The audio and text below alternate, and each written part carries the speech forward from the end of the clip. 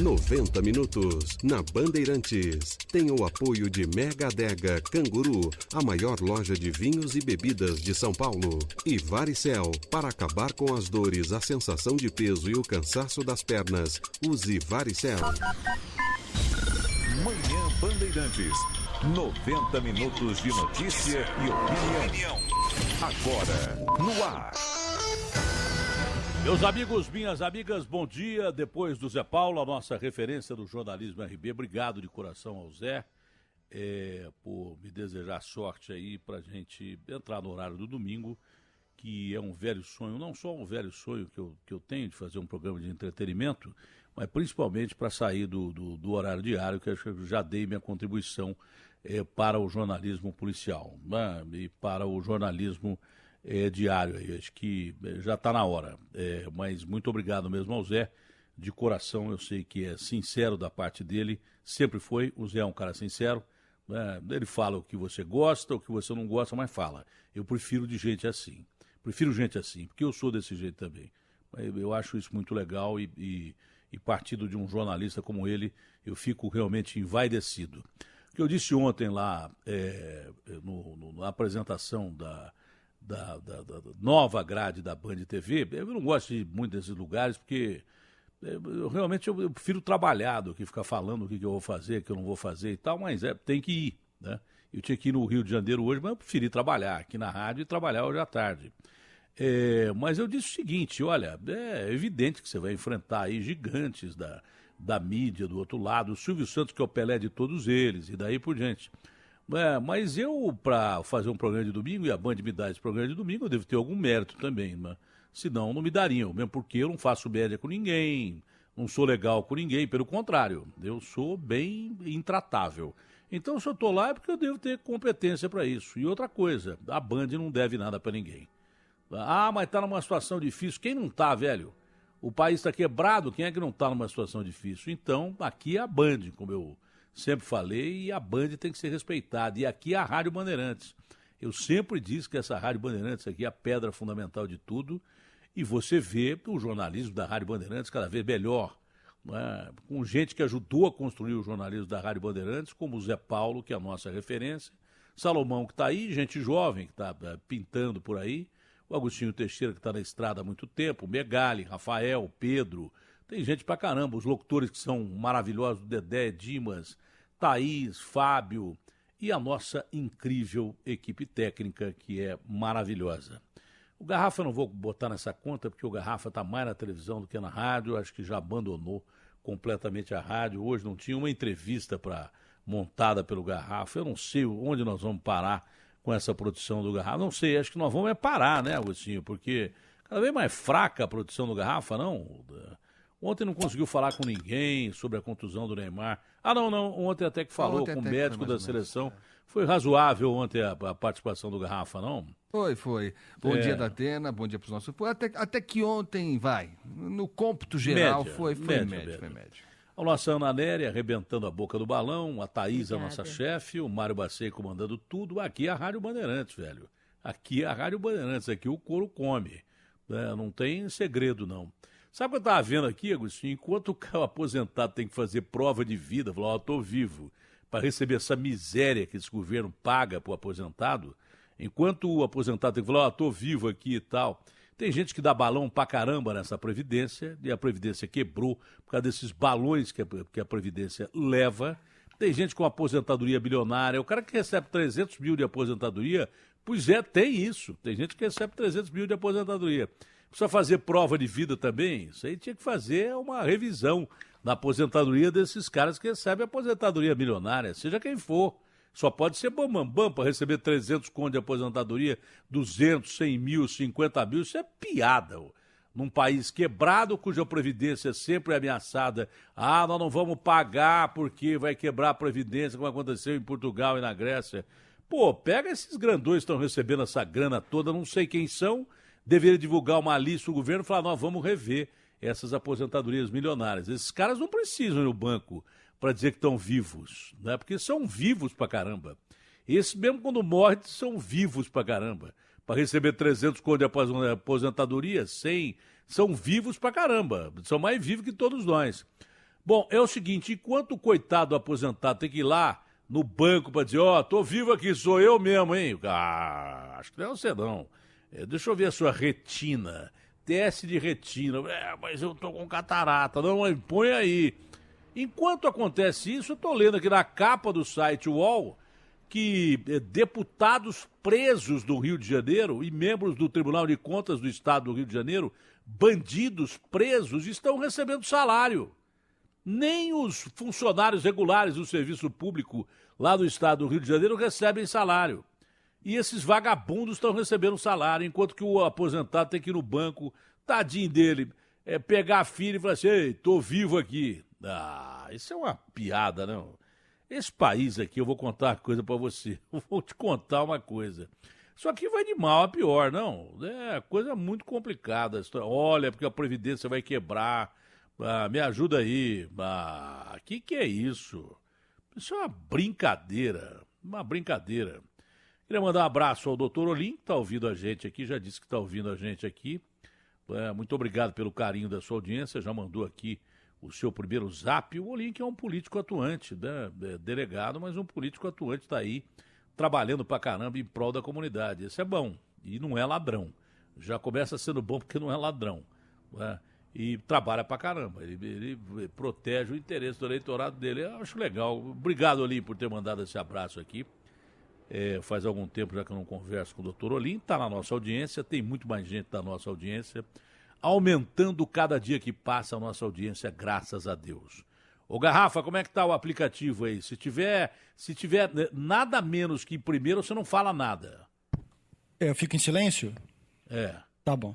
Então ficou quieto, porque a gente não está em primeiro, Agostinho. Mas vamos virar isso aí, pô. Não, mas já começa o dia desse jeito, o cara já deixa a gente mal, né? Péssima podia podia pelo menos falar assim, olha, o Daterão, nós estamos aí buscando o melhor resultado, estamos dando tudo de si, que coisa. Segundo. Mas mesmo assim, muito obrigado pelo...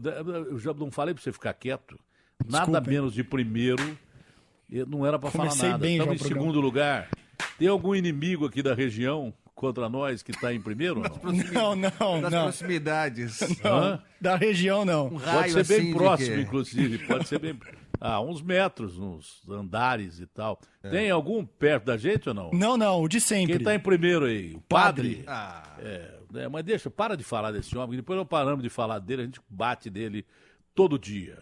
Falando em padre, Pai Nosso que estás no céu, é nós na fita, 10 horas e 8 minutos aqui, a Rádio Bandeirantes, um país onde o coitado do aposentado tem que provar que está vivo e aqueles ladrões daqueles deputados do Rio de Janeiro e membros do Tribunal de Contas do Rio de Janeiro. O Tribunal de Contas lá é assim, é como aqui, em tudo quanto é lugar.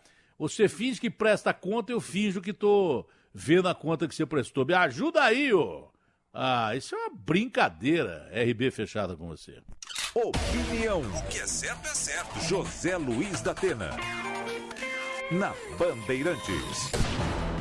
10 horas e 9 minutos em São Paulo. Muito obrigado pelo carinho da sua audiência em todo o território nacional. O Agostinho Teixeira vai dar mais uma vez o seu bom dia e vai dar a manchete da matéria dele também, a Ana Nélia, a mesma coisa. Pois não, Agostinho Teixeira? Oi, Datena, bom dia de novo para você, para Ana, para o Garrafa, para os nossos ouvintes. Aliás, você citou o doutor Olim, só rapidinho. A gente recentemente falou daquela reportagem de policiais que estavam sendo obrigados a aumentar o número de flagrantes e tal. O doutor Olim confirmou, inclusive, isso. E depois disso, Datena, o que chegou de mensagem de policial civil e militar também, de várias regiões, para falar sobre isso, não foi pouca coisa, não. A gente vai voltar em breve nesse assunto. Mas o assunto de hoje também é recorrente e diz respeito à falta de estrutura, à falta de condição básica para funcionamento de escolas estaduais aqui em São Paulo, aqui no estado de São Paulo. Há 15 dias a gente falou daquela escola que estava sem carteira e os alunos estavam sentando no chão para assistir aula.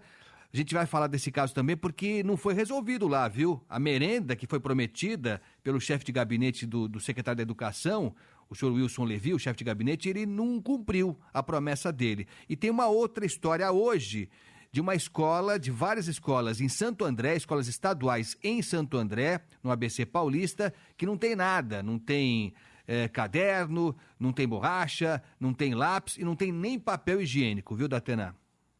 Olha, o Alckmin não fica esperto, não. Tem outra pesquisa divulgada pelo Paraná Pesquisa, está na capa da Veja Online, que o Bolsonaro já passou o Lula e o Alckmin aqui em São Paulo na corrida presidencial. Na pesquisa feita, Jair Bolsonaro apresenta 23,4% das intenções de voto, Geraldo Alckmin 22,1%, Marina Silva 12,3%. Cadê o Lula aqui? O cara não botou? Deve ser a pesquisa sem o Lula, né? Sem o Lula, porque o lance é o seguinte, porque aí seria o Lula preso. Mas está dizendo que bate até o presidente Lula aqui, deixa eu ver se tem com o Lula aqui. Bolsonaro, Alckmin, Marina, o Lula deve aparecer em algum lugar. Aqui, ó. Olha, cenário 3 com Lula como candidato petista, o que vai ficando cada vez mais difícil com a probabilidade dele ser impugnado pelo ficha suja. Mas mesmo com Lula, sabe qual é a pesquisa do Paraná Pesquisas, ô Agostinho Teixeira? Não sei não. Acho o Alckmin começar a dar carteira, fazer o hospital universitário funcionar, entendeu? Porque senão vai levar tinta. Ele está bem, mas pode melhorar. Jair Bolsonaro, 22,3% em primeiro lugar, Geraldo Alckmin, 20,1%, e o Lula cai para 19,7%, parece que estão aí dentro da margem de erro da pesquisa, não é? Empate técnico aí, mas Bolsonaro 22,3%, Geraldo Alckmin 20,1% e Lula 19,7%. Eu sei que é difícil falar com o governador Geraldo Alckmin, porque a assessoria dele dificulta pra caramba, mas seria legal bater um papo com o governador Geraldo Alckmin para saber o que é essa história da educação do estado mais rico do país e na cidade mais rica do país. Ele podia falar sobre isso, né? Escola estadual, eu estou enganado. Não, é isso, até porque o secretário de Educação não fala, né? Não, o secretário de Educação, ele é mudo, né? O Naline é mudo, ele não fala. Eu não sei como, ele não fala, deve ser telepata.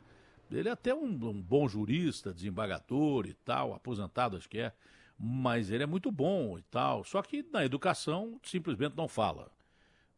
Quando você pede entrevista para alguém, o cara fala, não falo, o que ele é, o Agostinho?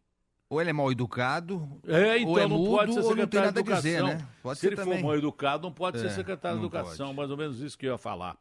Bom dia, Ana Nery, como vai você? Qual é o papo de hoje, Ana Nery? Oi, Datena, muito bom dia a você, muito bom dia ao ouvinte da Rádio Bandeirantes. O papo de hoje, Datena, é esse novo programa seu na TV, viu? Você acabou iniciando aqui os 90 minutos falando da nova programação da Rádio Bandeirantes e isso gerou muita curiosidade dos nossos ouvintes. Final 5422, Datena, você vai deixar o Brasil urgente? É uma pergunta. Vou. A resposta é vou.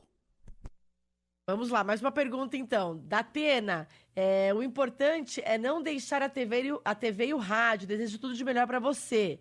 O outro ouvinte pergunta o seguinte, aliás, faz o seguinte. Ana e Agostinho, entrevistem o Datena sobre o novo programa dele aos domingos. A gente quer saber detalhes, estamos curiosos. É o Ivaldo Botasso.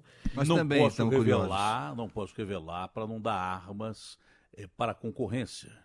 Mas vai ter um quadro que a gente pega os políticos e... Bom, não vou revelar. Você fica aí imaginando o que a gente vai fazer. Pois não, diga, Ana Nery. Tem um outro ouvinte aqui, é o Danilo Araújo, do Imirim, aqui na Zona Norte. Datena não é um funcionário da Band, ele é um soldado do grupo.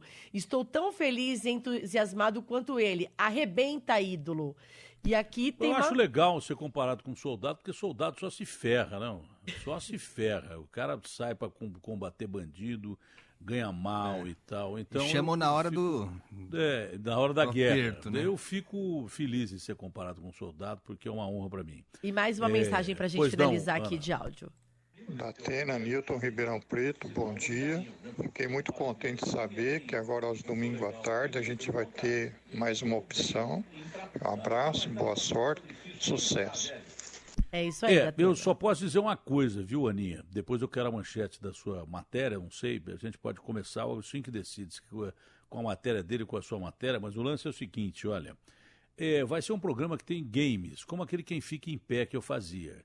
Mas os caras podem tirar o cavalo da chuva se quiserem só games, porque não vai ter só game.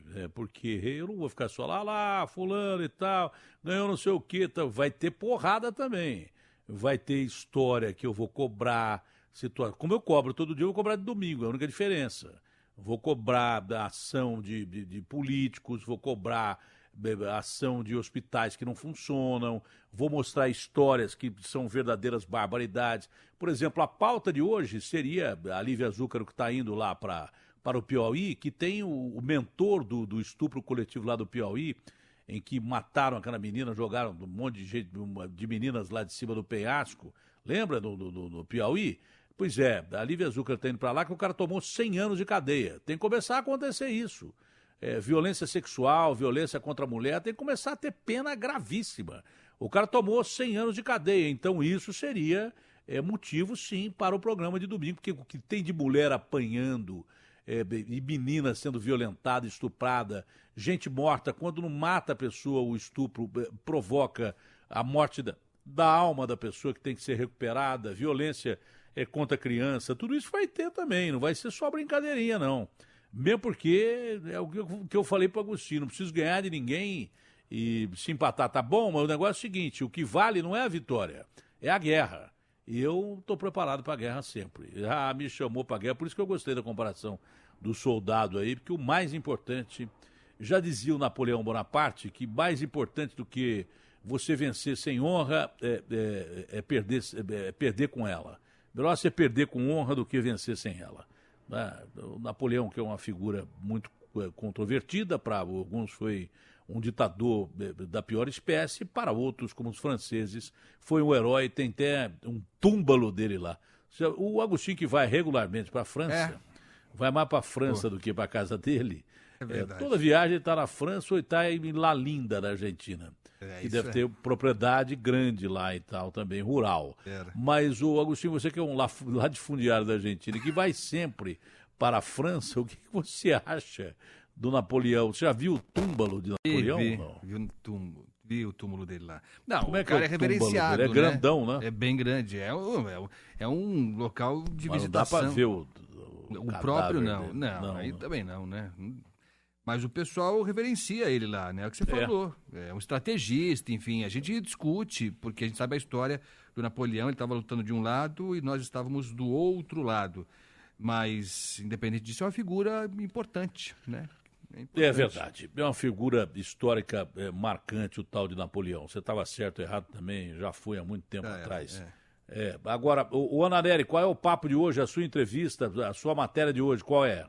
A gente está produzindo ainda, Datena, para falar sobre doenças raras, a falta de medicamentos para pessoas que sofrem de doenças raras. Estamos em finalização, na verdade. Não, o Garrafa errou. O Garrafa disse que estava pronta. Na verdade, ela está pronta, mas o que acontece é que a gente não recebeu a resposta do Ministério da Saúde. Então a gente. Dá o cacete, o Ministério que se ferre. Esperamos depois. Aliás, o ministro já saiu? Não, né? Sei lá se saiu também. Se ficou, também não está dizendo aqui, ficou porque só estava viajando, lembra? Ia para Haiti, ia para não sei aonde. Então, Ana. É que esperar a resposta nada. Dá a denúncia, depois põe a resposta, ok? Ok, então. A gente vai... Então, que a gente já mete o pau na denúncia aí. Se você precisar finalizar, pode finalizar, mas não precisa de Ministério da Saúde, não. Se o cara quiser responder, responde, mas nós vamos dar um cacete neles e pronto, acabou. Vamos começar, então, com a reportagem do Agostinho Teixeira. Está preparado? Já finalizou, Agostinho Teixeira? Já está tudo pronto aqui. Então, levanta a bola para ele, Ricardo. Põe qualquer barulho aí. O Ricardo é bom para barulho. Vem aí, Agostinho Teixeira com denúncia. Olha, gostei, os caras da técnica são demais, hein? Olha, eu vou aí, já tem até vinheta. Como é que é? Eu não ouvi, vamos ver aí a vinheta, vai. Bandeirantes denuncia. Agostinho Teixeira denuncia. Caraca, você sabia que tinha isso, Agostinho? Não sabia, deve ser coisa do Garrafa isso aqui, não é possível. Não avisou que eu mandei fazer algum tempo atrás. Foi mesmo, é verdade, foi. Olha, foi. É verdade. Então, por gentileza, a voz de quem é? Do Dimas? Eu não ouvi direito. De quem é a voz? Acho que é do Dimas, hein? Então Dimas, vamos lá, vai ficar muito mais bonita a denúncia com o Dimas anunciando ou com o Dedé. Os caras são demais. Vai, põe no rádio o Ricardão Monstro. Vamos lá então.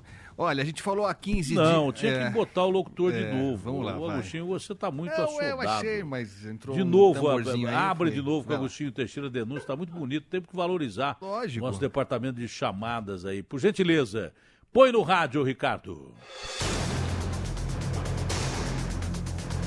Bandeirantes denuncia.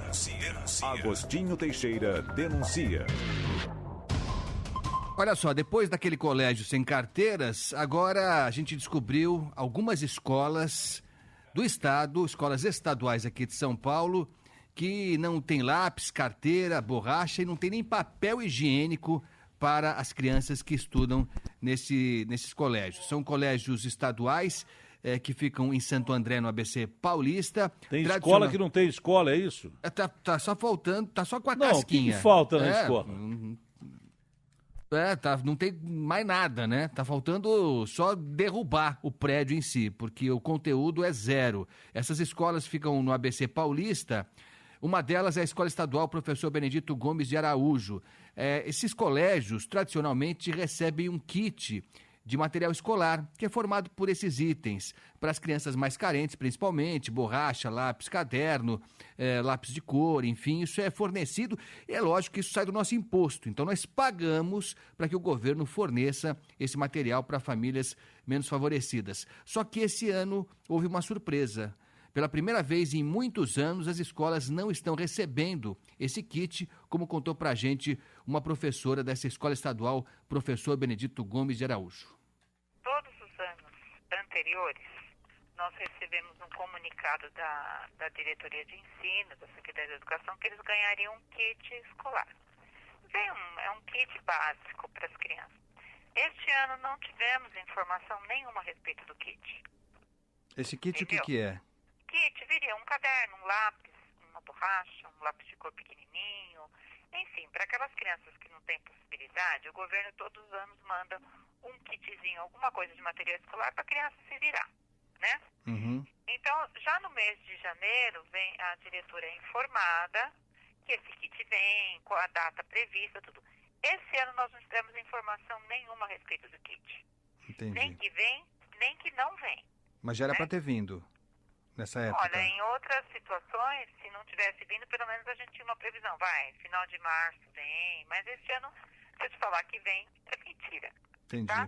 Então, o que nós fizemos? Nós demos uma lista de material para as crianças, né? E para, assim, não contar com o kit. Deu para entender? Deu para entender tudo. Tá? Agora, só nessa escola?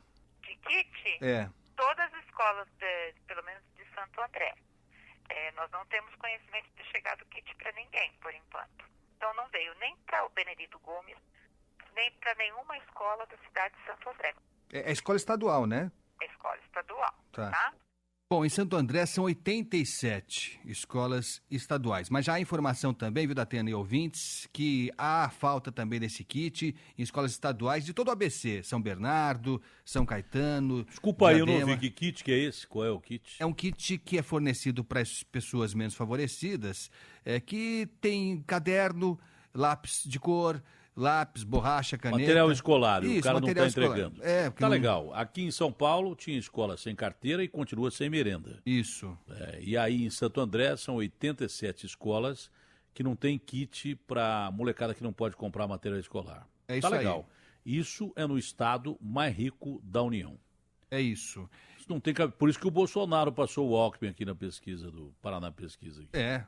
Exatamente. Olha, e a coisa é pior porque não tem papel higiênico para as crianças usarem na escola e pela primeira vez também a professora... Sem papel higiênico, isso aí é uma... É isso uma mesmo. calamidade mesmo, né? É um absurdo. Não olha, é verdade. E olha só... Pergunta para o político que organiza, não é o secretário estadual, se na casa deles faltar papel higiênico, se é legal faltar papel higiênico. Então, e aí a professora constrangida confirma de fato que pela primeira vez eles foram obrigados a colocar na lista de material escolar um rolo de papel higiênico para a criança levar para a escola. Agora, do papel higiênico, a diretora pediu um papel higiênico por criança. Um rolo de papel higiênico, entendeu? Porque às vezes corre o narizinho, mesmo para ir ao banheiro, que as crianças usam bastante, né? Mas isso também antes era fornecido pelo Estado, pelo governo do Estado? Realmente. Mas até alguma verba veio. Mas seria bom cada um ter o seu rolinho de papel higiênico, entendeu? Entendi. Então é isso que está acontecendo. A gente percebe o constrangimento da professora, né? A criança, ao invés de levar lancheira, nem leva porque não tem comida em casa. A criança que precisa do kit para, obviamente, estudar, não leva nem lancheira porque deveria ter merenda. Não sei se tem merenda também. Se tiver merenda na escola de Santo André, não tem papel higiênico. Mas não é deprimente uma criança ir para a escola levando um rolo de papel higiênico? Não é deprimente? Sabe o governador do estado de São Paulo não fica com vergonha disso aí? É uma escola estadual, não é municipal. Então não tem nada a ver com o prefeito de Santo André. Será que o governador não fica com vergonha? Eu falei dele dar uma entrevista aqui, mas a assessoria dele acho que não gosta da gente também. Sei lá, se quiser falar, fala. Mas não é deprimente um cara que é médico, formado em medicina, ser governador de um estado onde as crianças, 87 escolas, eu queria saber qual é a população educacional dessas escolas aí. Quantas crianças vão à escola, a essas 87 escolas em Santo André, e tendo que carregar papel higiênico na escola? Isso é uma vergonha absurda. Isso é inaceitável. Como é que o cara pode ser governador de um estado que é o estado mais rico da União, que cobra imposto pra caramba, imposto em cima de imposto, como o país? Daí, de repente, a molecada tem que levar papel higiênico na escola? Isso é uma piada. Não, é uma vergonha. Você falou que a assessoria não gosta da gente. Acho que a Secretaria de Educação não gosta de aluno também. Não é possível, porque o que está acontecendo aqui é uma vergonha. Eu conversei com vários pais de alunos e tal, que não tem condição mesmo. Não é nem o constrangimento de levar o papel higiênico, é isso que você falou mesmo. É vergonhoso para nós que pagamos imposto perceber que tem criança sendo obrigada a levar papel higiênico de casa. Mas tem alguns que não podem levar. Não podem levar, não tem condição de levar. Nós conversamos com uma das mães, ela concordou em gravar com a gente, pediu para não ser identificada, porque não quer que o filho seja perseguido e tal. E ela disse que no ano passado já tinha sido pedido uma grana para os pais para ajudarem na compra de alguns produtos, mas que dessa vez foi demais pedir para levar papel higiênico. O ano passado a gente contribuiu para estar comprando papel higiênico, porque os alunos utilizam, né? Imagina a quantidade de alunos que tem na escola. E esse ano eles deram uma lista de material. E nessa lista de material, que deixou acho que a maioria dos pais indignados, foi que, além do material, eles estão pedindo papel higiênico também. Isso é uma vergonha, não é? Para o nosso governador do estado. Isso nunca tinha acontecido? Não. Eu, como mãe, eu achei um absurdo, porque a gente paga os impostos direitinho, né? Então, eu acho que é o mínimo que as crianças têm que ter por direito, né? Os estudantes, eles têm que ter, o mínimo. Eu acho um absurdo. A São Paulo é uma capital, é a maior capital que tem, né? O tanto de imposto que é arrecadado é um absurdo, é uma vergonha. Não tem condições. As escolas não têm culpa. O problema é o governo, que não supre a necessidade da escola. Eu me sinto, assim, indignada.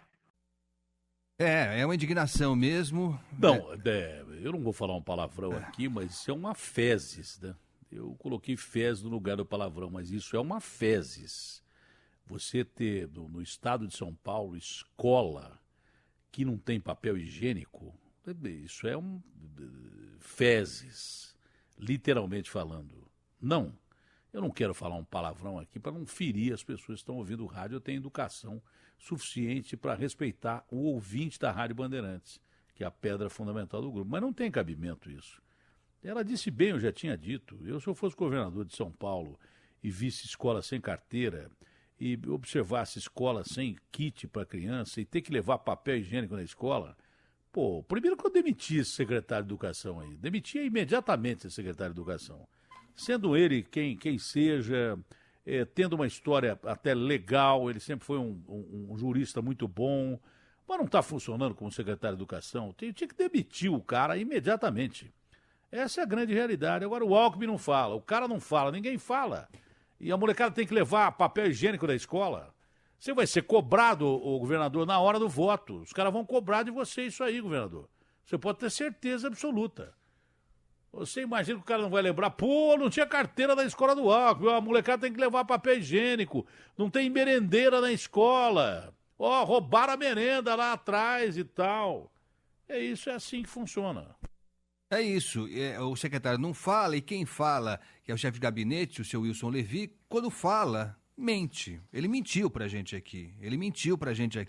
Quando ele prometeu, e ele deu a data, dia 23 de fevereiro, ele prometeu que seria a data limite para que aquela outra escola aqui de São Paulo, do Morro Doce, tivesse merendeira.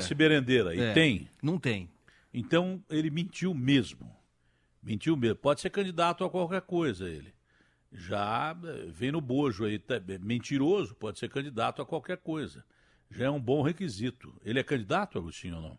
Ele está se preparando, pelo jeito, né? Não, tô brincando. Está se preparando? Não sei, não tenho notícia que seja candidato. Não, ele não está se preparando, ele está preparado, que ele é mentiroso. Né? Se quiser, agora a gente fácil mentir, mostra, né? A entrevista que você fez aqui. Tem o trechinho. Tem um trecho? Tem o trecho. Vamos ouvir o cidadão que promete, mas não cumpre. Nós sabíamos que havia um processo de contratação de merendeiras, mas não sabíamos que ele não havia sido concluído. Nós abriremos uma apuração e a situação será regularizada já no dia 23 com a regularização da merenda. Mentiu, porque é dia 23 e simplesmente não tem merendeira na escola. Mentiu. Isso é mentira deslavada, porque não chegou lá. Que dia é hoje, Agostinho? 28. Então mentiu. O cara que dá uma palavra publicamente numa emissora que tem o peso da Rádio Bandeirantes tem que ter a preocupação, primeiro, de cumprir com a palavra dele. Mas antes dessa preocupação, eu vou inverter. Primeiro tem que pensar nas crianças que não têm merenda, tem que tomar suco e comer bolacha, apesar da verba da merenda chegar na escola. Eu não sei o que estão fazendo com essa merenda, já que houve roubo de merenda durante a administração do Alckmin, foi desvio de merenda e ninguém foi preso. Deveriam ter mais preocupação em saber com o destino da merenda que deve estar chegando na escola. O que está acontecendo lá com a merenda?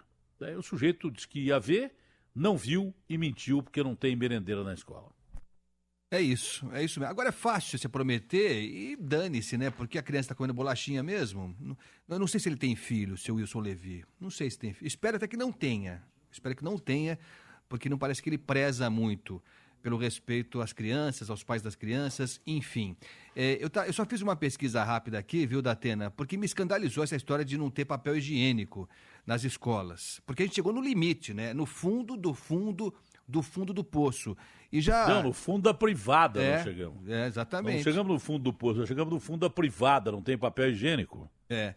E aí, o que a gente já falou várias vezes, né? Muita gente já disse que administrar é você eleger prioridades, né? Escolher as suas prioridades. E o governo do estado tem que fazer isso. Eu estava buscando aqui, só por curiosidade, e encontrei um edital do governo de São Paulo, recente agora, do começo desse ano, para compra de papel higiênico. Eu falei, opa, vamos ver, vai ver que vão fornecer papel higiênico para as escolas lá que estão sem o produto. Mas não, esse pregão aqui, esse processo é para abastecer com papel higiênico o gabinete do secretário da administração penitenciária, tanto o gabinete do secretário como do chefe de gabinete, do secretário adjunto e também da assessoria de imprensa, enfim, dos gabinetes que compõem a Secretaria da Administração Penitenciária. Nada contra, tem que ter papel higiênico lá no gabinete do secretário.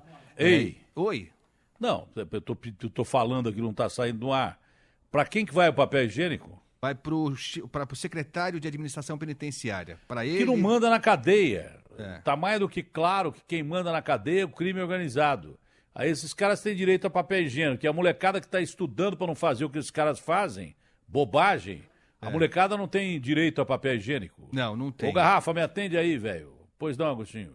Não, nesse processo aqui, a compra é de 3.360 rolos de papel higiênico, ao custo, o processo todo, né, todo o pacote todo, esse fornecimento por um ano inteiro, ao custo de R$ 143.996. Esse processo inclui, além de papel higiênico, papel toalha, sabonete líquido, solução antisséptica para abastecer, repito, o gabinete da Secretaria da Administração Penitenciária, do chefe de gabinete, da assessoria de imprensa e também do secretário adjunto. Nada contra, eles também têm direito a ir ao banheiro. Só que acho que nas prioridades, eu, pelo menos, priorizaria as crianças que estão sem papel higiênico em Santo André, Datena. E é por isso que nós vivemos também na questão da educação em meio de fezes, porque nem criança tem direito a papel higiênico no estado de São Paulo, o estado que tem mais grana de toda a União. É o fim do mundo, né? Exatamente por isso. Depois os caras querem ser eleitos. Desse jeito, o cara não é eleito tem a presidente de time de botão. Essa é a grande realidade. Teve roubo em caixa eletrônico aí, assalto em caixa eletrônico aí. Como é que foi essa história? Caixa eletrônica dentro do hospital ou não, Garrafa? É isso, dentro do Hospital das Clínicas, a Bruna Barbosa está lá no local, acompanhou tudo, em instantes a gente já vai falar com ela, mas fato é que roubaram um caixa eletrônico dentro do Hospital das Clínicas nessa madrugada, Datena. Não, dá você a notícia, meu irmão, a notícia está aí, como é que foi a situação? Não, aconteceu o seguinte, os bandidos chegaram por lá de madrugada, já tem as imagens das câmeras de segurança, foi no início da manhã, 6 homens armados que explodiram esse caixa eletrônico na entrada, fica ali na porta da entrada dos funcionários do prédio dos ambulatórios. Os bandidos fugiram em 2 carros, que segundo a polícia são roubados. Na portaria onde os caixas estão localizados, apenas pacientes com exames agendados ou em condições especiais têm acesso. A gente procurou a assessoria de imprensa do HC, os atendimentos do hospital seguem normalmente, nenhum paciente foi atingido, o caso foi registrado na delegacia de Pinheiros, mas as investigações também serão conduzidas pelo DEIC. No ano passado, também em fevereiro, ou seja, quase um ano exato da Atena, bandidos realizaram a mesma ação dentro do complexo do Hospital das Clínicas. Já são pelo menos 6 casos de ataques, 5 explosões e 1 arrombamento de caixas eletrônicos na região metropolitana de São Paulo, somente neste ano, segundo o levantamento aqui do Grupo Bandeirantes. Datena. Bom, isso é outra piada, né? Nós já falamos de educação agora partimos para a segurança do Hospital das Clínicas, porque os bandidos foram conscientes, atacaram de madrugada, porque senão tinha matado gente. Eu sou contra caixa eletrônico em local onde tem a mínima possibilidade de ter gente sendo atendida, ou sei lá, shopping, por exemplo, porque não há a mínima segurança. Põe do lado de fora o negócio. Isso aí deve ser, não sei se é do lado de fora, isso aí, o Garrafa? Não, fica dentro do complexo do Hospital das Clínicas. Dentro do complexo do Hospital das Clínicas. Quer dizer, é um absurdo assim, tão claro. Mesmo porque os bancos que ganham uma grana com qualquer tipo de serviço não dão nenhuma segurança para as pessoas. Porque a polícia, mas não é tudo em cima da polícia. Os bancos deveriam preservar os seus clientes também, deviam fornecer condição para que o cara pudesse entrar num caixa eletrônico seguro. Mas não, os caras abastecem caixa eletrônico durante o expediente, dentro de mercado, ao lado de bares, entendeu? Com os clientes expostos ali. O risco existe, é claro que existe. Os seguranças do próprio carro forte e tal vão lá com armamento pesado, quer dizer que existe risco. Aí se vem bandido do outro lado com armamento pesado, quem é que fica no meio do caminho? Quem está ali para ser atendido no hospital, quem está ali para fazer uma compra no mercado, para quem está ali dentro do shopping center. Isso é um absurdo que não tem tamanho. Então aí já passamos da educação com crianças sem papel higiênico na escola, sem kit de material escolar, é o mínimo que o Estado poderia fornecer, e agora passamos pelo problema de segurança pública, com mais um ataque e explosão de caixa eletrônico, chegando à saúde, que era no hospital com HC, que tem carência de tudo, menos de corpo clínico, eu espero que não, porque o corpo clínico do HC é sempre muito bom, supera falta de material. Se não fosse o HC, o que tem de gente que iria morrer ou esfaqueada, ou atirada, ou atropelada, não está no gibi. Então as pessoas fazem das tripas coração para tentar ajudar a população. Mas também o sistema público está sucateado e o HC não fica fora disso. E ainda por cima, o risco aí de alguém morrer de uma explosão dessa, de um ataque a caixas eletrônicos. Se alguém tem dúvida que o bandido precisa ser parado, nas grandes guerras, ou em qualquer tipo de guerra, hospital, igreja, escola, tudo isso é preservado. Aqui não. Aqui, pelo contrário, eles atacam hospital, igreja, escola. Tudo que é pelo menos ético o sujeito fazer, se bem que guerra não tem ética, guerra já é de uma estupidez desgraçada, mas até isso tem código, né? Você não ataca hospital, não ataca criança, escola, enfim, não ataca igreja. Aqui é tudo o contrário. Aqui não tem ética, não tem código, não tem nada. Os caras mandam bala. Se alguém tem dúvida que o bandido precisa ser parado, esse aí é um claro sinal de que realmente nós vamos de mal a pior. Pois não, Guto?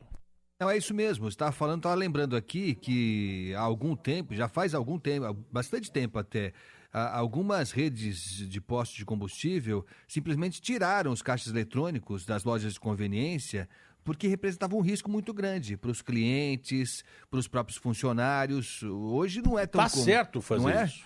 Eu estou a favor desses caras que tiraram o caixa eletrônico. Porque você não está fornecendo uma facilidade para quem está lá na sua loja, para quem está no seu estabelecimento. Você está abrindo as portas para bandido entrar e meter bala. Esse é o detalhe. É isso. O que era para ser um benefício, uma coisa para ajudar as pessoas, virou um risco a mais. Então, ou se encontra uma forma de evitar a ação desses bandidos, de tornar isso mais difícil, e há tantas técnicas, eu não sei, algumas não avançam, aquela de pintar as notas de vermelho, enfim, eu não sei, eu não sou especialista nisso, mas enquanto não se encontrar uma forma de evitar o ataque violento dos bandidos, não há como manter. Se essas câmeras de segurança do caixa eletrônico funcionassem, o banco tem dinheiro pra caramba. Aí full time, tanto ali na parte interna do banco, como em caixas eletrônicos espalhados pela cidade, hoje as câmeras são ligadas pela maior facilidade com a internet. Se tem um sistema de segurança central em que um desses bancos bilionários que ganham dinheiro pra caramba tivesse lá um policial experimentado, um ex-policial experimentado, um cara que está aposentado, olhando essas câmeras full-time, ou equipes que olhassem essas câmeras full-time, o bandido saberia que está sendo monitorado ao vivo e que dali dessa central de bancos, o cara emitiria um alarme para a polícia. Isso aí vai impedir o roubo? Não, mas vai inibir, porque o bandido sabe que está sendo monitorado. O que adianta você não deixar usar o celular dentro do banco? O que adianta? O cara sai do banco e fala assim, o cara que está com a camisa verde e tal, ele estava lá sacando grana, porque ele não usa lá dentro, mas usa na porta. Aí o bandido vem e rouba o cara na chamada saidinha de banco. Se você tivesse uma sala de comando com controle, e banco tem condição de fazer isso, tipo o Copom que tem aí, não é verdade? Aí você fica olhando lá e tal, e olha, esse cara aqui não está fazendo nada, pode ser bandido. Aciona a polícia. Se for bandido, vai preso. Se não for, vai embora. E pronto, acabou. Mas nem isso os caras fazem. Não dão segurança absolutamente nenhuma para o cliente. Ana, você terminou a matéria. Se não terminou, termina rapidão sobre mais uma denúncia que nós vamos dar aqui. Mas antes, a Fernanda Albino tem informação de como é que o cara faz para dizer que está vivo. Ele fala, oi, sou eu estou vivo e tal. É assim, ô Fernanda? Não. Bom dia.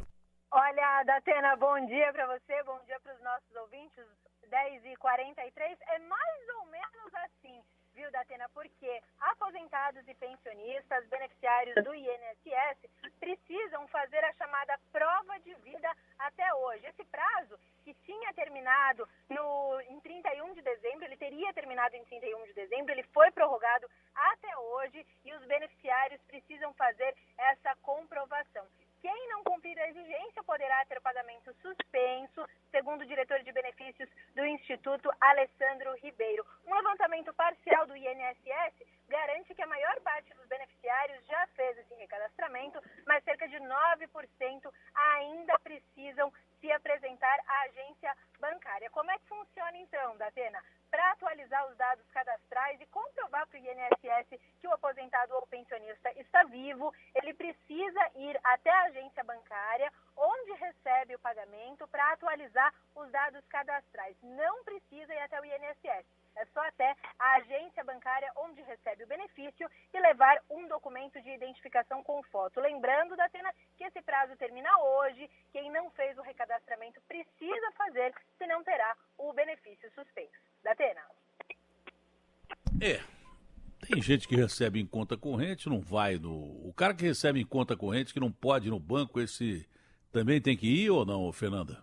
Tem que ir sim, Datena, porque assim, quem não fez ainda esse recadastramento precisa ir lá comprovar que está vivo. Pois é.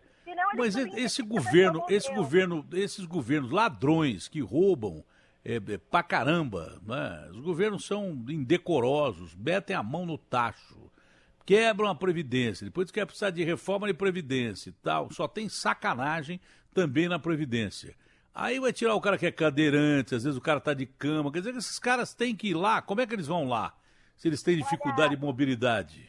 Olha, Datena, se a pessoa não tiver condições de ir até o banco, precisa mandar uma pessoa que represente um procurador, mas precisa levar um documento para que essa pessoa, que comprove que essa pessoa está representando legalmente esse outro beneficiário que não tem condições de ir até a agência bancária. Mas assim, em geral, a pessoa precisa ir lá só em casos excepcionais, que aí um procurador pode representar essa pessoa na agência bancária. Datena. Tá bom, obrigado, Fernanda, mas isso é um tapa na cara também do aposentado, né?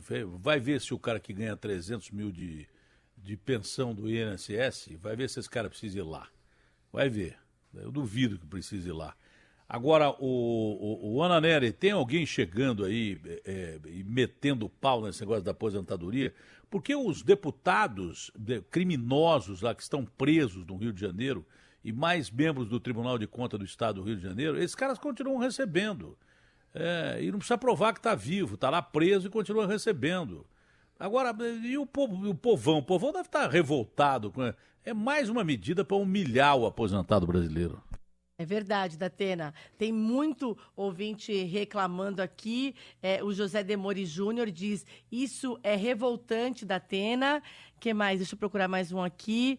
Ouvinte final 8611. É isso que fazem com os aposentados brasileiros. Tem muita gente também reclamando, né? Falando aqui a respeito da reportagem do Agostinho Teixeira. Um ouvinte pergunta, Datena, esses políticos, será que na casa deles faltam papel higiênico também?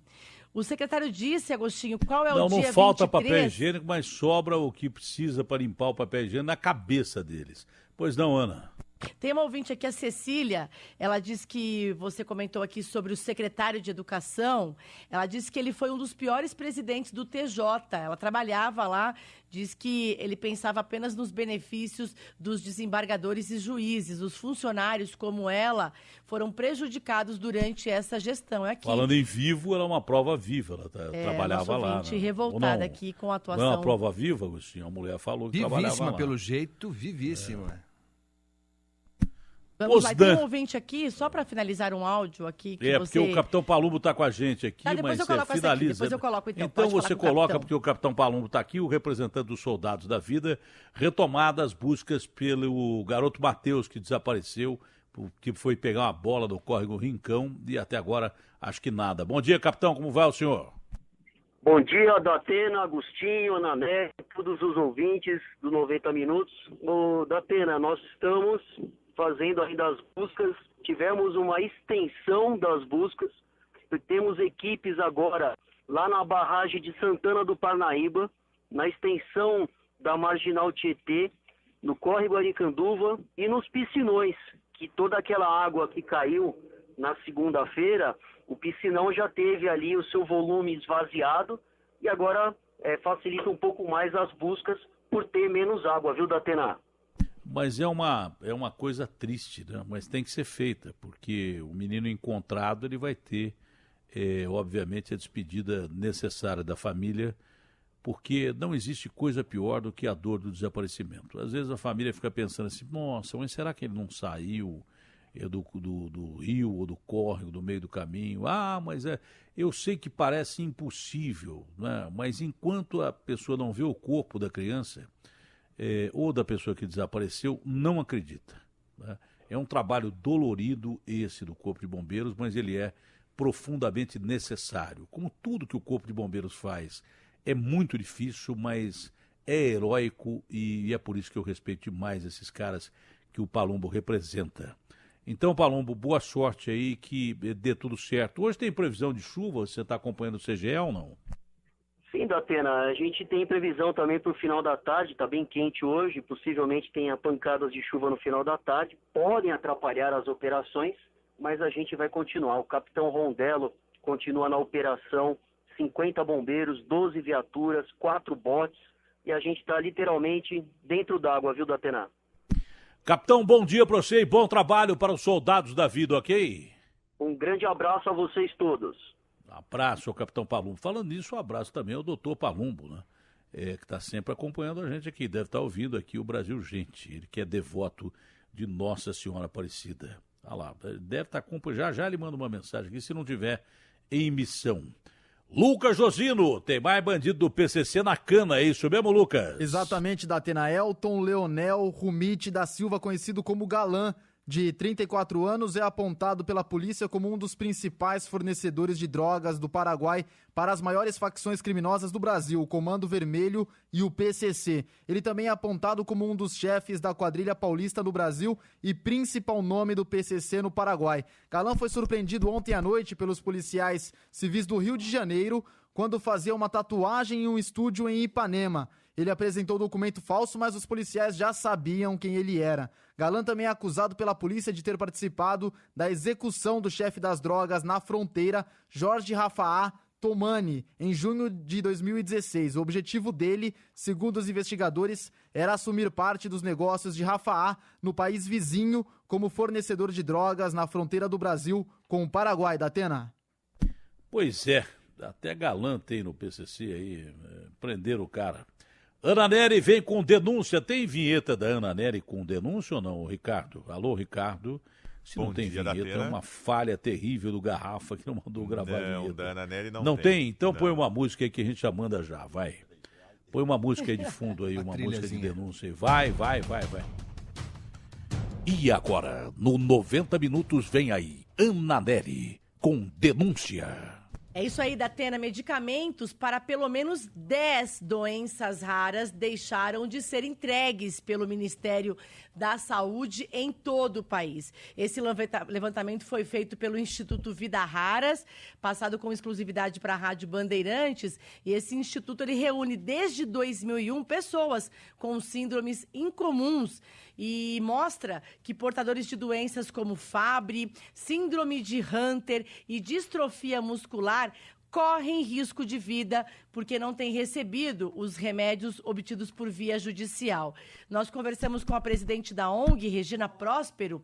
Ela tem 2 filhos com uma doença rara chamada mucopolissacaridose e diz que a situação atual é crítica.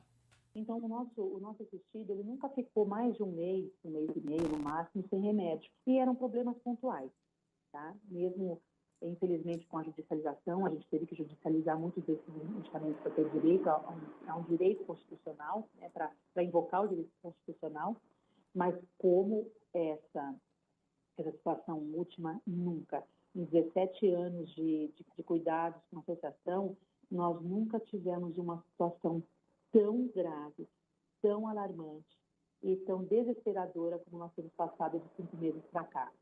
Ela acrescenta que, embora tenham lutado, buscado ajuda para adquirir o tratamento, o Ministério da Saúde só tem resolvido problemas pontuais e com a interferência de terceiros. A gente reclama, faz um barulho, faz uma matéria, vem 3, 4 semanas para aquele paciente que está na matéria. Depois para. Mas não há compra, não há compra. Nós temos produtos que a última compra foi realizada em abril, que nós começamos a alertar o Ministério da Saúde em julho, de que se ele não iniciasse uma nova compra, os nossos assistidos iam ficar sem remédio, e mesmo assim isso não aconteceu. Os portadores de HPN, que a gente tem falado bastante aqui na programação da Rádio Bandeirantes, que é uma outra doença rara, estão sem receber o medicamento chamado Soliris. E nós conversamos com a Roberta Pontara, que é a esposa do Denis dos Anjos, que faz tratamento para combater a doença. E ela conta que o marido também está sem a medicação. A gente, desde o ano passado, a gente tem sofrido atrasos. E aí eu falo pelo Denis e por todos os pacientes, tá? A última vez que nós recebemos foi dia 18/10. A gente recebeu 18 frascos. Cada aplicação, geralmente um paciente, em cada aplicação, a gente infunde 3 frascos, tá? De Soliris. Então, deu para 3 meses. Então, o Denis já está 2 semanas sem medicamento. Mas tem gente que está há 6 meses, há 1 ano. Essa é a situação do Denis, mas infelizmente a gente recebeu esta semana a informação de que, por exemplo, a Margarete Silva, Silva Pérola, que conversou com a gente no início do ano, também portadora de HPN, na página em que ela postava informações a respeito do HPN, foi informado de que ela morreu por falta do medicamento em Minas Gerais. A última informação que a gente obteve aqui do Ministério da Saúde é de que eles não podem confirmar se estão enviando ou não o medicamento, esses medicamentos para essas 10 doenças raras, porque é necessário que a gente envie o nome completo, o número do processo, o nome da doença e do medicamento, para que eles possam ver caso a caso se estão enviando ou não. Ou seja, aparentemente parece que eles querem dificultar, né, a explicação da falta desses medicamentos. Para a gente finalizar, o Brasil tem cerca de 13 milhões de pessoas com doenças raras e hoje, 28 de fevereiro, lembrado, né, é marcado como Dia Internacional das Doenças Raras. É isso. A gente vem falando muito sobre isso e um dos relatos que a Ana trouxe dão conta dessa dificuldade nossa, que é de trazer as notícias, né, da Atena, mostrar os casos e pontualmente algumas raras soluções são dadas, não soluções, mas paliativos. Eu fui enganado. Esse ministro aí da Saúde me enganou. Eu achei que ele ia tão bem, mas ele ia bem porque ele queria aparecer. Depois que ele, eu não sei se ele já saiu, se ele está ou vai sair, entendeu? Depois que ele estava na reta, ele cometeu o absurdo de dizer aqui, eu queria dizer ao meu xará Ricardo, já que o nome dele é Ricardo Barros, queria dizer ao meu amigo Ricardo, meu xará, para ele esperar o próximo ministro para resolver o caso dele. Bom, um dia depois, o Ricardo, não o ministro, o Ricardo que estava morrendo com essa doença aí, mata por sangramento essa doença, foi internado. Agora, a sensibilidade do cara, pedir para o cara esperar o próximo ministro para resolver o problema dele. A doença não espera. Então, esse cara me decepcionou totalmente, mesmo porque está saindo do governo Temer para ser candidato lá no estado dele, para não perder o furo privilegiado, que estão, como muitos que tem por aí, vai para a cadeia. É isso, né? Eu estou enganado. É isso. Bom, desculpa, Datena, eu estava lendo aqui, enquanto a Ana mostrava a reportagem, e ontem, olha só, ontem o presidente Temer participou de um evento no Palácio do Planalto e entregou a medalha de mérito Oswaldo Cruz para pessoas que foram escolhidas pelo mérito da atividade e tal, não sei o quê. E o destaque foi quem? O ministro da Saúde, Ricardo Barros. Segundo o presidente Temer, Barros foi o seu maior acerto. Pois é, mas o Temer escolhe o Moreira Franco, que estava no bico do corvo para ser preso como ministro dele, e outros tantos, não é verdade? Então, tá certo ele dar medalha para o cara que não merece. O Oswaldo Cruz está revirando do túmulo, porque foi um dos grandes nomes da história do Brasil, um extraordinário patologista, e que vai ficar pendurado no peito do Ricardo Barros. Se eu sou o Temer, graças a Deus não sou também, mas se eu sou o Temer, eu espetava a medalha do peito do cara. Sabe aquelas duas agulhas que tem, ou sei lá, pontas que tem para você enfiar a medalha, Agostinho? Dói, hein? Espetava no cara. Espetava. Já levou espetada quando você ganhou medalha, Agostinho? Eu nunca ganhei medalha, mas eu já levei espetada já. Eu vou dar uma medalha para você. Vou dar uma medalha. Mereço. Aliás, você merece pra caramba, cara. Eu vou dizer uma coisa para você, se tem alguém que merece uma medalha, é você, Agostinho. Você pode ter certeza que você não merece uma só, não. Você merece sabe aqueles generais de 4 estrelas que tem umas 48 medalhas? Então, vai ver mais ainda. Olha aí um aí atrás de você, Agostinho. Mas você merece um monte de medalha. Você merece. Mas muitas medalhas. O Garrafa, o que é que você o nosso Douglas Santucci está lá em Curitiba, o extraordinário Douglas Santucci, porque está sendo julgado aquele marginal que matou aqueles 2 meninos lá.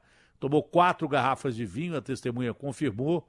O cara tomou 4 garrafas de vinho e degolou 2 adolescentes, 2 jovens lá em Curitiba, de onde fala o Douglas Santucci, o Carlos Júnior, aquele ex-deputado. Pois não, Douglas Santucci.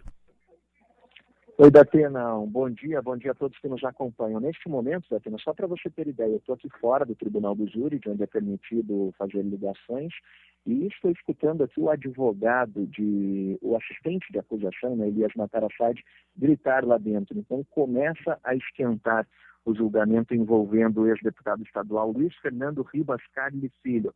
Até agora, Datena, o promotor do Ministério Público Federal apontou 4 pontos para os jurados. A decisão deve sair agora, no início da tarde. 4 pontos. Quais são eles, Datena? O primeiro ponto, Carli Filho não poderia estar dirigindo, porque tinha 130 pontos na carteira e estava com a habilitação suspensa. Segundo ponto, Carli Filho estava embriagado. Ele tomou 4 garrafas de vinho, de acordo com todos os testemunhas, laudos que foram colocados, e inclusive alguns não puderam ser utilizados como prova. Então, este é o segundo ponto. Saiu aí embriagado de um restaurante em Curitiba. Terceiro ponto, foi advertido.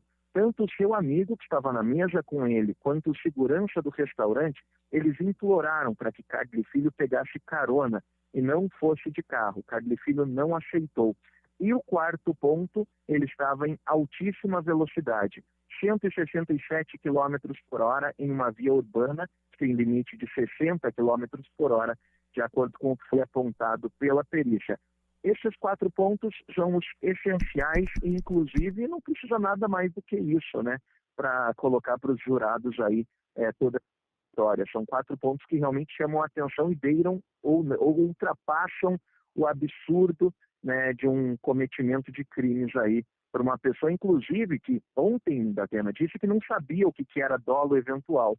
Um deputado estadual de uma das famílias mais ricas do Paraná, se fazendo aí um publicitário formado, depois de 9 anos que se fala de dolo eventual, né, porque ele está sendo julgado hoje, homicídio com dolo eventual, ou seja, vão perguntar para os jurados, o Carli Filho teve ou não culpa, teve intenção de matar esses jovens, ao assumir essa responsabilidade de dirigir embriagado e a 170 km por hora, ou não? Essa vai ser a pergunta. Mas o Carli Filho disse que ele nem sabe o que é dolo eventual, mas pediu perdão à família das vítimas. Bom, se eu fosse o juiz, falasse assim, sabe o que é dolo eventual? Quando o cara mata alguém sem intenção de matar. Aquilo foi exatamente o que o senhor não fez. O senhor bebendo do jeito que bebeu, advertido do jeito que foi advertido, pegou um carro e matou 2 jovens, acabou com a vida de 2 jovens. Então, dolo eventual é tudo que o senhor não fez. O senhor cometeu um crime doloso e tem que pagar por isso. Douglas Santucci, tem tempo para terminar esse julgamento aí ou não? Olha, agora, Datena, eu acabei de ver que o relógio falta 13 minutos para a acusação, então, para o advogado que está aí contra Carli Filho, digamos assim, a defesa das famílias. Na sequência, temos 1h30 para a defesa de Carli Filho. Então, depois disso, teremos um intervalo e, na sequência, a acusação pode ter mais 1 hora e a defesa mais 1 hora. Ou seja, isso é opcional. Então, ou vai acabar agora, no início da tarde, 1h30, ou lá pelas 3h30 da tarde, é claro, as informações aí, a conclusão, com certeza, a gente traz no Brasil Urgente a partir das 4 horas da tarde, já deve estar tudo definido por aqui, Datena. Obrigado ao nosso extraordinário Douglas Santucci. Tomara que esse vagabundo pegue uma cana. Se pegasse por conta da Polícia Federal, quem ia recepcioná-lo? Quem ia recebê-lo, Agostinho Teixeira?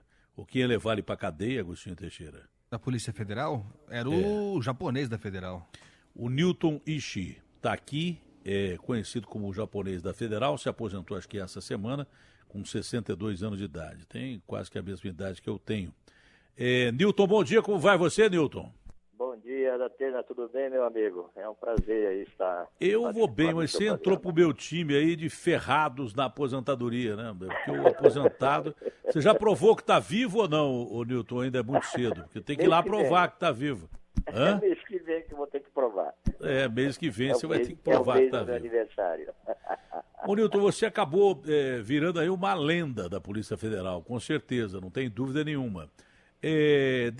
Tanto que o presidente Lula, quando foi levado coercitivamente para depor na Polícia Federal aqui no aeroporto de Congonhas, Quando ele abriu a porta, viu que era a Polícia Federal, falou assim, cadê o japonês? Foi a primeira coisa que ele perguntou. Como é que foi essa história toda aí? Como é que você viveu esse período todo aí de uma exposição tremenda? Virou até marchinha de carnaval, tinha máscara sua e daí por diante. Como é que foi, de repente, sair do anonimato de um policial federal e partir para virar quase que um mito aí, hein, ô Newton? Datena, foi... inicialmente, Datena, não, eu só queria te falar que nós temos um amigo em comum, que é o Papa Tonico. Nossa Senhora, o Tonico é gente boa da melhor qualidade. Nossa Senhora. Você tem ido lá no Tonico ou não? Eu estive mês passado lá. Ah, legal. Nosso grande Tonico, palmeirense, torcedor do Palmeiras e dono do Jardim de Nápoles, lá que está lá no boteco. Deve estar ouvindo a gente aí. Pois não, Newton? Então, Datena, foi uma surpresa para mim, né? Porque nunca imaginava e agradeço a Deus por isso, essa oportunidade de ter retornado depois da primeira aposentadoria e de estar participando na Polícia Federal de uma operação desse vulto, né? Que até o momento nunca tinha ocorrido no Brasil. Ô Newton, você tem história para contar desses caras todos que você conduziu aí à prisão? Olha, histórias são muitas, né, Datena? São muitas mesmo e... Uma delas, por exemplo, você podia fazer um livro, acho que deve estar pensando nisso. Mas uma delas, por exemplo. São várias, Datena, que olha, por exemplo, vou citar uma.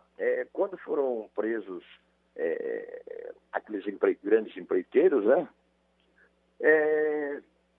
Um deles nem sabia fazer a barba. Aí você imagina a situação dessa pessoa, né?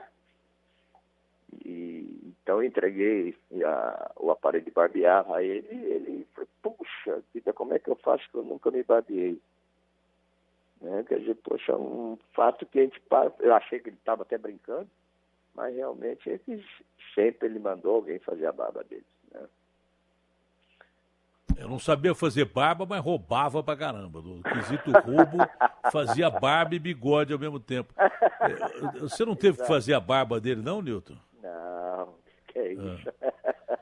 Bom, a reação das pessoas normalmente qual era? Alguma outra reação curiosa? Esse aí não sabia fazer a barba, mas uma outra reação curiosa. Bom, as pessoas normalmente não, é natural delas ficarem nervosas, né? E ficam sem saber o que fazer. No início eles acharam que estariam sendo presos naquele momento, mas 2, 3 dias estariam soltas, né? E pelo que eles se espantaram mais tarde, e nada daquilo estaria ocorrendo. Mesmo com a prisão temporária, passou o prazo e continuaram presos. E qual era a conversa com vocês? Que de repente vocês, agentes da Polícia Federal, que estavam executando um mandado de prisão, né, ou de condução coercitiva, passaram a virar praticamente confessores dos caras ali. Como é que era o papo deles com vocês, hein? Porque o cara começa a conversar com o primeiro que está do lado, né? E qual que era a conversa dessas pessoas aí? Inicialmente eles vinham com a conversa que todas aquelas acusações eram infundadas, né? Mas depois de alguns meses, é lógico que a gente sempre conversa com eles, dizendo que a melhor saída para eles seria fazer a colaboração, né? Porque eles sofriam demais por causa da família. A família distante e as visitas através de parlatórios, sem poder ter contato físico, tudo aquilo afetava psicologicamente a pessoa. Quando você ficou conhecido como japonês da Federal, como é que foi a história? A primeira vez que você deve ter levado um susto. Olha lá, o japonês da Federal. Como é que foi a primeira vez que você teve contato com essa história de japonês da Federal? Pois é, Datena. Foi assim, levei um susto, sabe? Levei um susto. Não imaginava como essa imagem, porque eu sempre acreditei que essa imagem não é do Newton e sim da imagem da Polícia Federal. E certo dia eu estava saindo do restaurante e parei na rua, na calçada, para fumar. Aí vinha um cidadão empurrando um carrinho de papelão e ele veio se aproximando de mim. Falei, poxa, ele vai pedir algum dinheiro, alguma coisa, né? Já fui colocando a mão no bolso. O que me fiquei emocionado é que ele veio me abraçar. E veio agradecer e disse que nós éramos a esperança do Brasil, essa mudança que teria que ocorrer. Quer dizer, puxa, sabe, aquilo me arrepiou, me deixou assim emocionado. Ô Nilton, alguns desses empresários chegaram a ter, ou alguém chegou a ter alguma reação violenta ou não? Não. Todos foram tranquilos. Alguém chorou na hora de ser preso ou não? Quase todos. Quase todos choraram na hora de ser presos. Sim. Deve ter pensado na bobagem que fizeram. Teve um aqui, esse Abdelmaci, quando ele foi preso, acho que foi o Nico que prendeu o cara. Não sei se foi o Nico, acho que foi o Nico, o doutor Nico aqui em São Paulo. O cara borrou todas as calças, se borrou. Teve alguém que se borrou ou não? Não chegou a isso? Não. O que aconteceu foi, logo após a prisão dos empresários, todo mundo ia para o banheiro. Chegou ao ponto de entupir os vasos lá da carceragem. Sabe? Primeira coisa que o cara fazia era sair correndo pro banheiro. Deu uma desinteria em todo mundo lá. Foi uma caganeira geral, cá entre nós. Não é isso, não? Desculpa aí, saiu sem querer, foi sem querer. Quer dizer, os caras roubavam pra caramba e na hora de ser preso iam pro banheiro. Eles fazem a caca em cima da gente e depois vão pro banheiro. Esse é o grande detalhe. Tinha que esperar o cara ir pro banheiro, né, o Nilton? Exatamente. Bom, ainda bem que não faziam dentro do carro lá da polícia. Meu Deus do céu. Tem uma ordem judicial, um acordo internacional, que o sujeito ele pode até ir sem algema, mas até entrar no avião. Depois do avião, todo mundo é algemado, né? Então é protocolo internacional, não é não?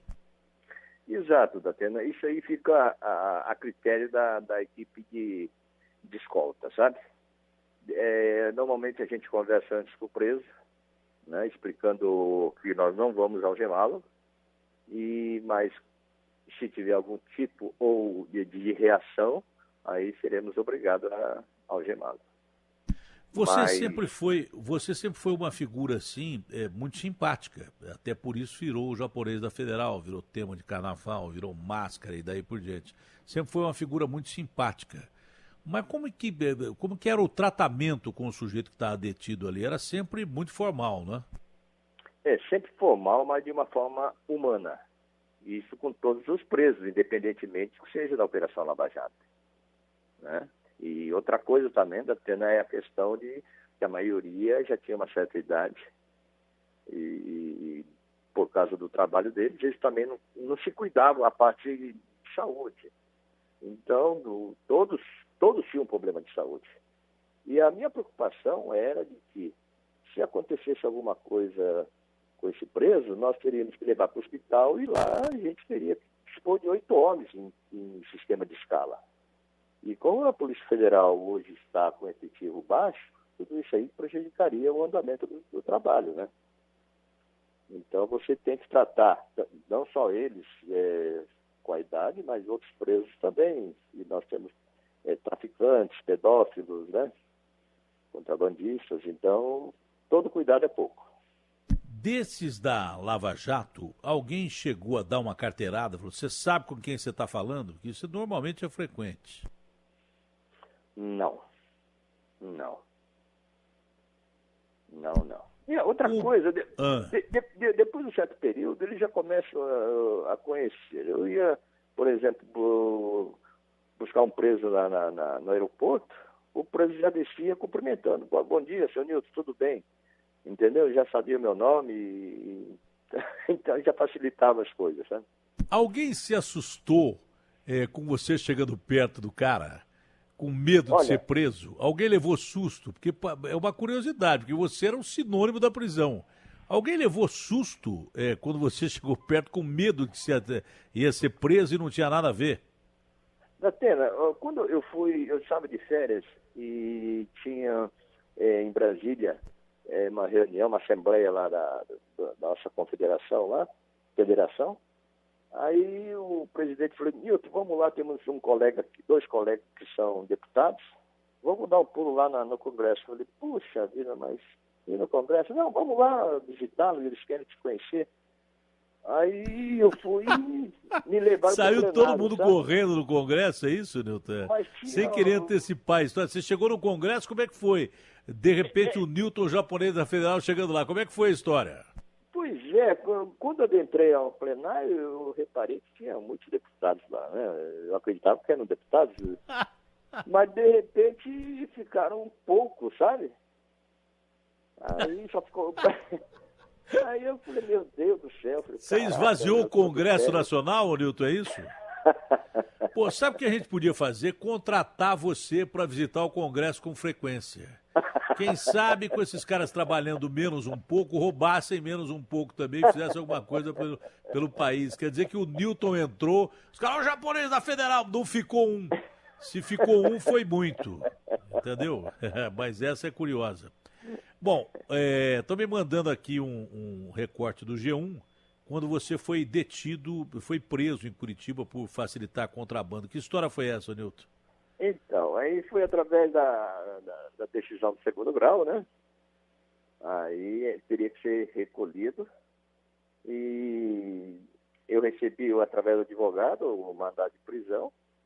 Eu estava na minha sala, aí fui ao meu chefe, entreguei minha arma, estou me entregando aqui, que o senhor vai receber aí o mandado de prisão, e estou aqui me entregando. Aí, e essa situação sua está resolvida? Não, isso aí já está resolvido, Está tudo tranquilo. E como é que você agiu? Você que está acostumado a aprender tanta gente, quando chegou aí você a história, como é que você reagiu? Datena, eu reagi de uma maneira... Olha, o que eu já passei na minha vida, sabe, Datena? Eu perdi meu filho por suicídio, 4 anos depois perdi minha esposa por depressão também, pela perda do filho. E ficou só eu e minha filha depois também com problema de depressão. Então nada mais me assusta na minha vida, sabe? Nada mais me assusta. Entrego minha vida na mão de Deus e o que tiver que acontecer é uma aprovação que eu tenho que passar. Eu recebi de uma maneira tranquila, sabendo que tudo seria resolvido. Olha, quando o presidente Lula falou, cadê o japonês da Federal, isso deve ter chegado ao seu conhecimento. Alguma vez você teve contato com o presidente Lula ou não? Não, eu tive contato com o advogado dele. E o advogado dele até me falou que o presidente queria se encontrar comigo, que ele viria a Curitiba na audiência. E como divulgaram que ele me xingou e tal, ele queria esclarecer os fatos. E não precisa esclarecer nada. E tanto é que quando ele chegou a Curitiba, eu fui aconselhado a não ir na Justiça Federal, né? Para não criar nenhum clima desagradável. Você já passou por muita coisa na vida. Essa experiência que você viveu de ser reconhecido nacionalmente, significa o que para você? Isso foi legal, foi bacana ou não? Olha, foi legal sim, Datena, porque o que eu vejo nas ruas crianças, jovens, né, adolescentes, querendo ser policial federal, sabe? Então, para mim, isso aí é motivo de orgulho. Eles veem, como mãe de crianças, vêm falar comigo, que o filho dela de 5 anos não perde o jornal porque quer me ver. Então, puxa, isso aí é muito legal, é gratificante. Teve ciúme dentro da Polícia Federal quando você começou a aparecer? Porque isso é uma coisa lógica. Quando você se destaca natural, mais que alguém... Teve? É natural. Teve bastante. Mas é natural, Datena. É que eu falo, eu estava fazendo o meu trabalho, não pedi, né, para ter essa imagem. O que eu posso fazer? Não posso fazer nada, Datena. Mas a minha equipe, nossa, foi uma equipe maravilhosa que eu tive o prazer de trabalhar com os colegas. E todos eles me apoiavam, sabe? Quando vinha alguém para tirar uma selfie ou tirar uma foto, eles mesmo, pode deixar que eu tiro e tal, né? Mas, olha, houve muita inveja. Isso é uma questão de ser humano, né? Não adianta a gente querer ficar... Inveja e grama tem em todo lugar. Você não tem a dúvida nenhuma. Exatamente. Agora, o Nelson, o Newton, você deve ter recebido muitos convites para ser candidato a alguma coisa, porque a sua exposição foi enorme. E, de repente, você passava a imagem do cara que estava prendendo o sujeito corrupto. Você deve ter recebido várias vezes convite para virar político. Recebeu mesmo? Sim, recebi muitos convites. Mas eu não pretendo ir para essa área não, sabe, Datena? Nem te passou pela cabeça isso, aceitar um convite para ser candidato a alguma coisa? Não. Não me interessa não, sabe? Eu tenho que cuidar da minha filha, né? E a política também toma muito tempo, e a pedido da minha família, quando liam na imprensa, né? A própria minha mãe vinha, poxa, meu filho, não se mete nessa coisa, não. Eu falei, não, mãe, fica tranquilo que eu quero paz e sossego agora, sabe? Tem um ouvinte perguntando aqui, impressionante como chama a atenção a sua entrevista. É uma coisa fora do comum, Newton. Tem um ouvinte perguntando aqui se alguém te ofereceu propina, ofereceu grana para não ser preso. Não. Você demorou para responder, Newton. Ninguém nem passou perto disso. Pega aquele quadro ali. Não, isso aconteceu há vários anos atrás, quando você prende um contrabandista, o ladrão de carro, eu trabalhei na fronteira, aí eles oferecem, sabe? Aí você ignora e aí você toca a vida. Mas nesse caso agora, dessas pessoas poderosas, né, entre aspas, e cheio de recurso financeiro, olha, jamais ninguém pediu algum tipo de favor, que isso pudesse representar qualquer vantagem posterior, não aconteceu. Se essas pessoas se entregavam com alguma relutância, a família chegou a causar problema? A família de alguém chegou a causar problema? Não, pelo contrário. Eles foram bastante disciplinados, seguiam todos os procedimentos necessários, sabe? E não tivemos problema, não. Você percebeu que depois de algum tempo a prisão começou a ser uma coisa mais natural para essas pessoas poderosas? Porque no começo era um desespero total, mas depois começou a virar uma coisa comum, de rotina, ou a reação era a mesma, a maioria chorava quando ia presa? Datena, é aquele negócio, todo mundo acha que acontece com os outros, né? Por isso que a gente até estranha, houve movimentações criminosas, irregulares, durante o período da Operação Lava Jato, né? Essas pessoas achando que com ela nada ocorreria. Aí só você ter a ideia do dinheiro encontrado com o Gedel, né? Então, eles ficam surpresos com a prisão, sim. Houve prisões posteriores que eles chegam assustados, apavorados, a família também, né? Teve gente que chegou a passar muito mal na hora da prisão, não? Olha, a questão no caso foi do Severo, quando eu fui ao Rio de Janeiro, aguardá-lo, ele vinha de Londres, né? Aí fui aguardar no aeroporto, na porta do avião.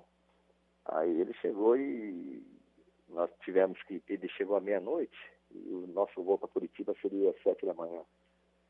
Aí, primeiro que ele não quis dormir na cela, né? Mas eu não vou dormir aqui. Então, bom, então o senhor fica em pé. Esse colchão está sujo e tal. Eu falei, não, então o senhor fica em pé. Aí depois o colega me chamou novamente e falou, Nilton, ele está passando mal. Aí fui falar com ele, falou, o que está acontecendo? Ele falou, não, eu estou com a pressão alta e tal. E eu falei, não, tudo bem, se eu estiver passando mal, a gente vai chamar o médico aqui do aeroporto. Não, eu tenho que chamar meu médico. Eu falei, não, seu médico não, nós temos um médico aqui.